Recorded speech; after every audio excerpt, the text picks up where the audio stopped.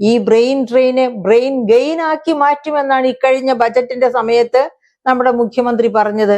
ആഫ്രിക്കയിൽ നിന്നോ എവിടെ അഡ്മിഷൻ കിട്ടാത്ത കുട്ടികൾ ആരോ കേരളത്തിൽ ആപ്ലിക്കേഷൻ കൊടുത്തു വന്നിട്ടുണ്ട്. അതാണ് അദ്ദേഹം പറയാൻ കാരണം. ഇങ്ങനെ നമ്മുടെ കുട്ടികൾ പ്രീ ഡിഗ്രി കഴിയുന്നത് നോക്കിയിരിക്കുകയാണ് കേരളം വിടാൻ. കേരളം വിട്ട് മറ്റ് സംസ്ഥാനങ്ങളിലേക്കല്ല, കഴിയുമെങ്കിൽ ഇന്ത്യക്ക് വെളിയിലേക്കാണ് അവർ പോകുന്നത്.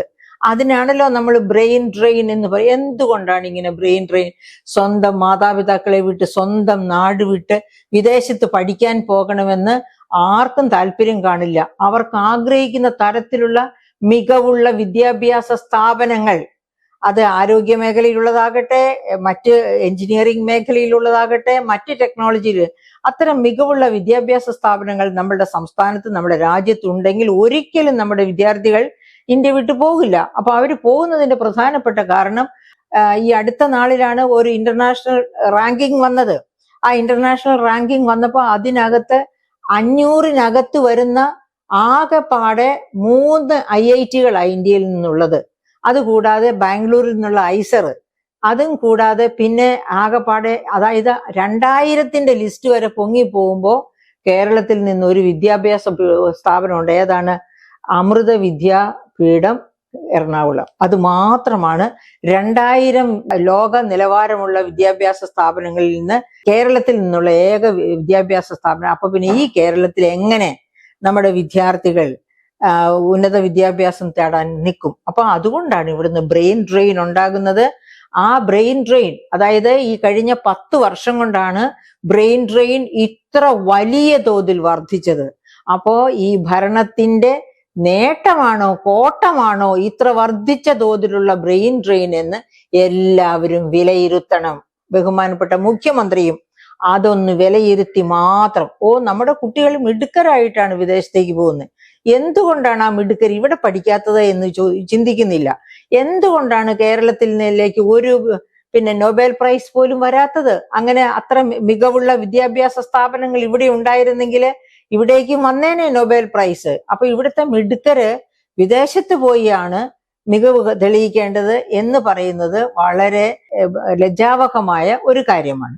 നമ്മുടെ മുഖ്യമന്ത്രി വിദ്യാഭ്യാസ നിലവാരം, കേരളത്തിലെ വിദ്യാഭ്യാസ നിലവാരത്തെ പറ്റി ഊറ്റം കൊള്ളുന്നു. ഇങ്ങോട്ട് വിദേശികൾ വിദ്യാഭ്യാസം അന്വേഷിച്ചു വരുന്നു, സീറ്റ് അന്വേഷിച്ചു വരുന്നു എന്നൊക്കെ ഈ അടുത്ത നാളിൽ തന്നെ ബജറ്റിനോടനുബന്ധിച്ച് സംസാരിക്കുകയുണ്ടായി.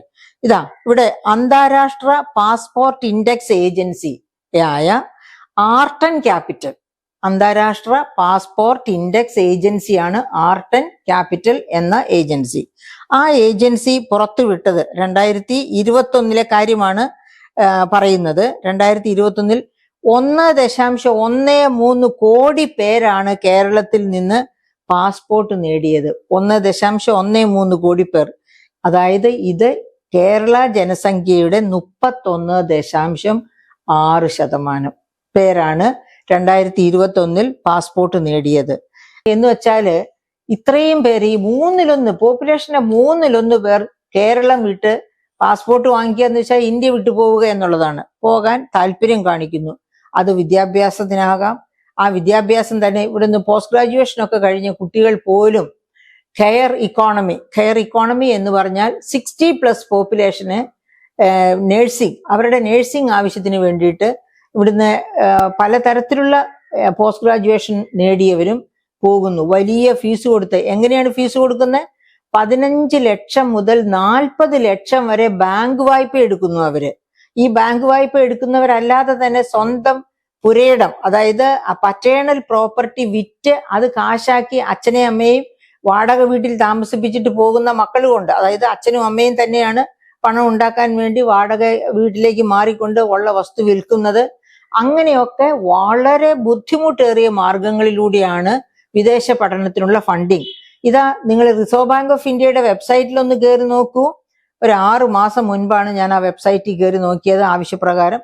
അപ്പോൾ ഞാൻ കണ്ടത് 90,000 കോടി രൂപയാണ് കിട്ടാക്കടമായിട്ട്, അതായത് വിദ്യാഭ്യാസാർത്ഥം കൊടുത്ത വായ്പ കിട്ടാക്കടമായി മാറിയത് 90,000 കോടിയായിട്ടാണ് RBIയുടെ വെബ്സൈറ്റിൽ കിടക്കുന്നത്. അപ്പോൾ ഈ കുട്ടികള് 15 ലക്ഷം മുതൽ 40 ലക്ഷം വരെ കടമെടുത്ത് പോകുന്നു.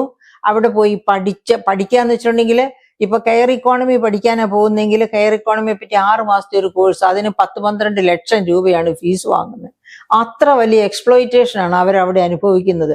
എന്നിട്ടും എന്തിനാ വിഡ്ഢികൾ പോകുന്നത് എന്ന് ചോദിച്ചാൽ, ഇവിടെ യാതൊരു ഓപ്ഷനും ഇല്ല ജോലി കിട്ടാനായിട്ട്. യാതൊരു ഓപ്ഷനും ഇല്ലാത്തത് കൊണ്ട് എങ്ങനെയെങ്കിലും അവിടെ കയറി പറ്റിയാൽ ഏതെങ്കിലും തരത്തില് രക്ഷപ്പെട്ടു പോകാം എന്ന് വിചാരിച്ചിട്ടാണ്. ഈ കെയർ ഇക്കോണമിയിൽ ജോലി കിട്ടുക എന്ന് പറഞ്ഞാൽ 80-60 കഴിഞ്ഞവര് എന്താണ് കെയറാണ്, അവരുടെ കെയറാണ്. അതിനുവേണ്ടി ഒരു ട്രെയിനിങ് കൊടുക്കുന്നു. ട്രെയിനിങ് കൊടുത്തു കഴിഞ്ഞാൽ അവരെ അപ്പോയിന്റ് ചെയ്യുന്നു.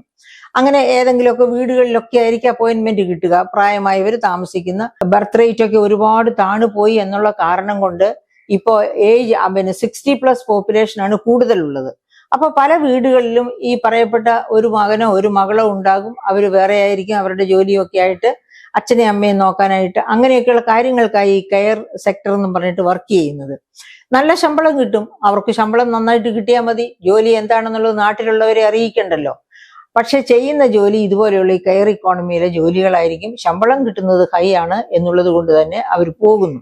അപ്പൊ ഈ തരത്തിൽ പോകുന്നതിനാണ് 32% പേര് പാസ്പോർട്ട് എടുത്തത് എന്നാണ് ആർട്ട് ആൻഡ് ക്യാപിറ്റൽ നമുക്ക് തരുന്ന ഒരു സൂചന.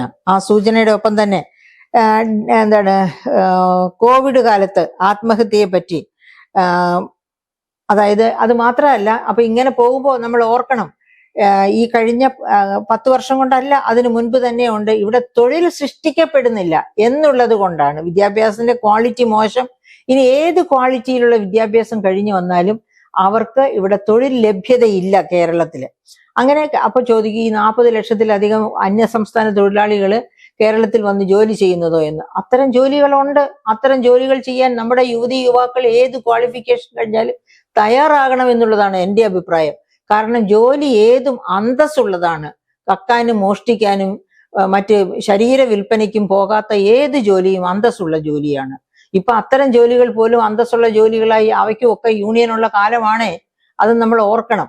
അപ്പൊ പക്ഷേ നമുക്ക് ഇവിടെ അന്തസ്സായിട്ട് ജീവിക്കത്തക്ക രീതിയിൽ, അതായത് തൂമ്പ പിടിച്ച് കളച്ചാലും അന്തസ്സാണ് എന്ന് വിചാരിച്ചാല്, എന്നോട് തന്നെ ഞാൻ പഠിപ്പിച്ച വിദ്യാർത്ഥികൾ തന്നെ ചോദിച്ചിട്ടുണ്ട്, തൂമ്പ പിടിച്ച് കളിച്ച് ഞാൻ ഇവിടെ പൈസ ഉണ്ടാക്കിയില്ല, എനിക്ക് ആര് പെണ്ണ് തരും ടീച്ചറെ എന്ന് ചോദിച്ചിട്ടുണ്ട്.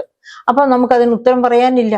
അപ്പൊ നമുക്ക് നമ്മുടെ കുട്ടികൾക്ക്, നമ്മുടെ അഭ്യസ്ത വിദ്യരായ യുവാക്കൾക്ക് തൊഴിൽ ലഭ്യത ഉറപ്പാക്കാൻ കഴിയണം. അതിന് micro, small and medium enterprises, അതായത് കേരളത്തിന്റെ ക്രോപ്പിംഗ് പാറ്റേൺ അനുസരിച്ച് ഇഷ്ടം പോലെ മൂല്യവർദ്ധിത ഉൽപ്പന്നങ്ങൾ മെനഞ്ഞെടുക്കാൻ കഴിയും.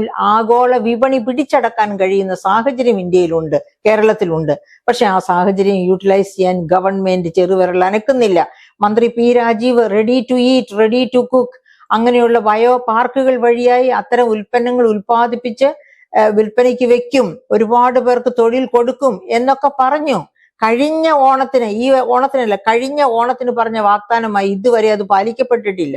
അപ്പൊ ഇവരൊക്കെ ഇത് ഓർക്കുന്നത് നല്ലതാണ്. ഈ ഈസ് ഓഫ് ഡൂയിങ് ബിസിനസ് മെച്ചപ്പെടണമെങ്കിൽ തൊഴിലാളി യൂണിയനുകളെ അവർക്ക് വേണ്ട അവകാശങ്ങളൊക്കെ നേടിയെടുത്തുകൊള്ളട്ടെ. പക്ഷെ അവര് വ്യവസായം വരുന്നതിനെ എതിർക്കാൻ പാടില്ല. വ്യവസായ സൗഹൃദമായ അന്തരീക്ഷം സൃഷ്ടിക്കണം.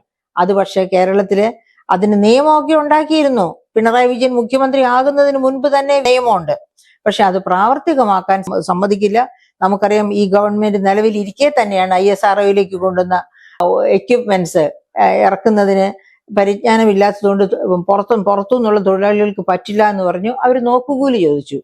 അവസാനം കോടതി ഇടപെട്ടു. കോടതി പറഞ്ഞു, നിങ്ങൾ നിയമം കയ്യിലെടുക്കരുത്, നിയമത്തിന്റെ വഴിക്ക് വിടുക എന്ന് പറഞ്ഞു അവര് കോടതി. എന്നിട്ടും അവർ അംഗീകരിച്ചില്ല. അത്തരം തൊഴിലാളി പ്രസ്ഥാനങ്ങൾ നിലവിലിരിക്കെ, തൊഴിലാളി മിലിറ്റൻസി, ലേബർ മിലിറ്റൻസി നിലവിലിരിക്കെ കേരളത്തിന് രക്ഷപ്പെടാൻ കഴിയുകയില്ല.